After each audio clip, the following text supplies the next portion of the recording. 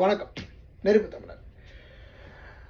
12வது படித்து முடிக்கிற 1999 2000 பள்ளிக்கூடத்தில் ஒரு பெரிய ஸ்ட்ரைக் நடக்குது.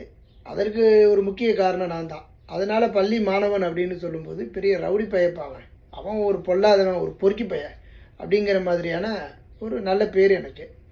ஊரில் எல்லாருமே அப்படி தான் கழிவு நிறைய ஊற்றுவாங்க. அதுவும் இருக்கக்கூடிய ஒரு விடயம்தான். அப்போ அன்றைய காலங்களில் நான் முடிவு செய்கிறேன், நாம் சரி ஏதாவது ஒன்று படிப்போம் அப்படின்னு திருப்பத்தூரில் இருக்கக்கூடிய அப்சா காலேஜில் போய் பேசுகிறேன். ஒன்றை மாதிரி ஆளுங்களெல்லாம் அந்த காலேஜில் சேர்க்க மாட்டோம் அப்படின்னாங்க, பிஎஸ்சி கம்ப்யூட்டர் சயின்ஸ். அதுக்கப்புறம் முடிவு பண்ணேன், சரி கேட்ரிங் போவோம் அப்படின்னு கேட்டரிங்க்கு போகிறதுக்காக முயற்சி பண்ணேன். நம்ம ஊரில் அண்ணன் சீனின்னு ஒரு அண்ணன், சீனி செட்டியார்னு சொல்லுவோம்.